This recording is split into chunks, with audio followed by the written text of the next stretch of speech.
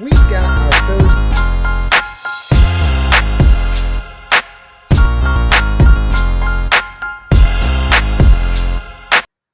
Did you know that the Volkswagen Tiguan shares the same basic chassis as the Lamborghini Urus?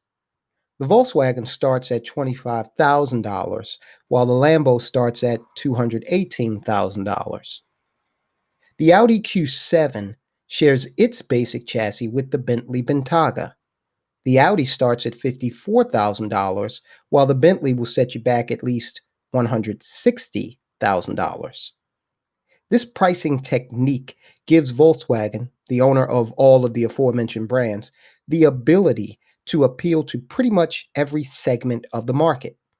Soccer moms get the VW, upper middle class folk get the Audi or the Porsche, and of course, those with more disposable income will separate themselves from the rabble by purchasing the Bentley and or the Lamborghini. When in fact all of these people are essentially driving the same vehicle. Corporations have a deep understanding about how psychology affects consumption. Can we use what these companies know in order to help us make smarter investment decisions? Speaking of investment opportunities, we're always on the lookout for smart professionals as we grow our financial services footprint across the US and Canada. If you have a passion for all things personal finance and a desire to help people understand how to make their money work for them, we want to hear from you. We'd like to show you how you can start your financial services business by partnering with some of the most reputable names in the industry, including Nationwide, Aegon, Pacific Life, and many others.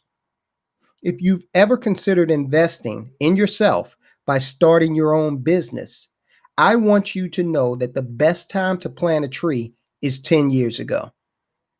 The second best time is right now. Contact us using the email address in the link below. Let's talk about the future.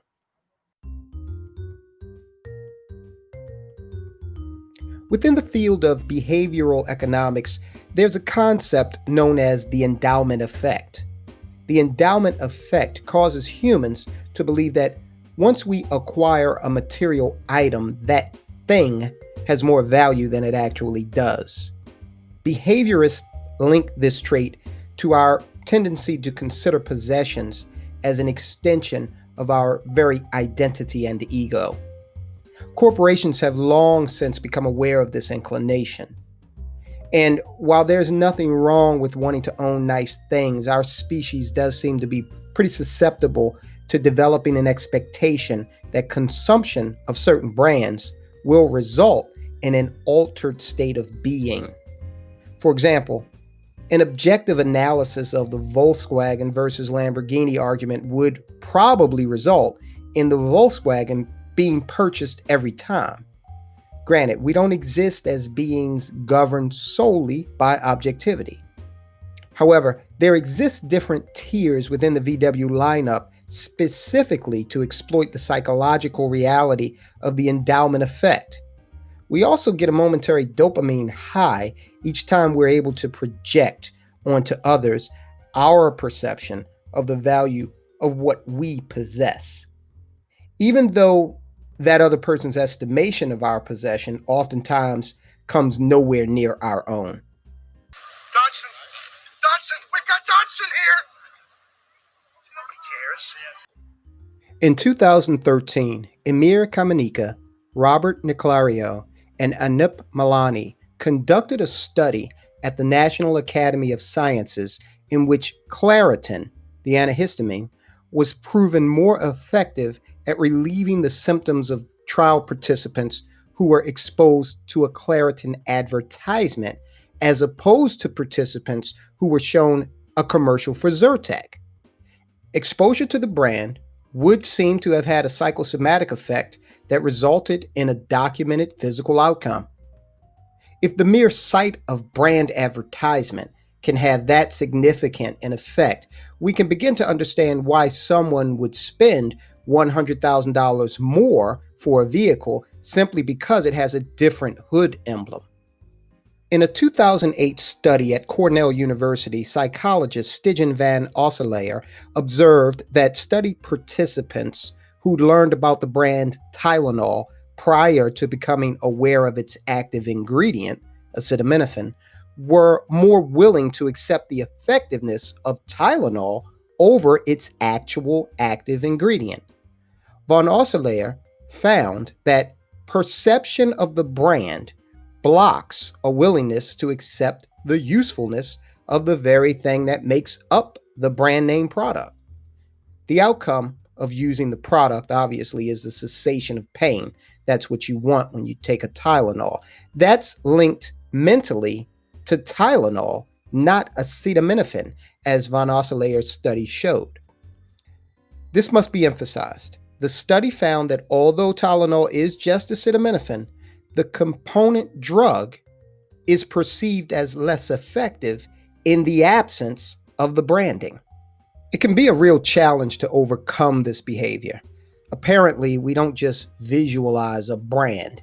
An entire psychological process is initiated at the mere sight of a logo or sound of a jingle. While this can result in consumers spending more money for products that would have no greater quality than generics, it can also serve as one point of evaluation when selecting companies to invest in. Warren Buffett has popularized the concept of the moat. A brand moat is an intangible asset, but it reinforces quality consistency within the mind of the consumer. They know that their expectations will be met every single time. Apple does this very well, as evidenced by the fact that the company's constituency is more raving fan than just customer. McDonald's excels in this area as well. Oh, yeah, old chief. That's right. What do they call a Big Mac?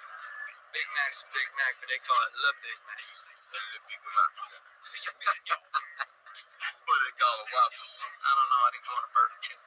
Studies have also shown that the earlier a person is exposed to a brand, the more likely they will become a lifelong client of that product or service. In the most noteworthy cases, brands can become an acceptable substitute for verbs. Almost no one says, search the internet. Instead, we Google. Put one of those hash browns at the end, like hash brown Team Cobra Kai or something. And then send it to the internet! In the past year, Zoom has become synonymous with webinar or web-based meeting. That's a brand moat.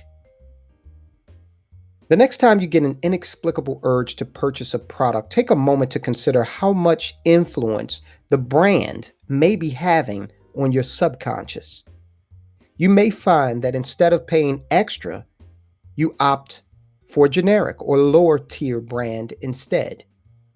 Then do some due diligence and evaluate the brand's potential as an investment.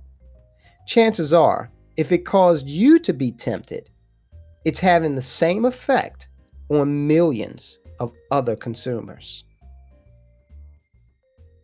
This has been Tyrone Keys. Remember, you can unlock prosperity with me, Keys.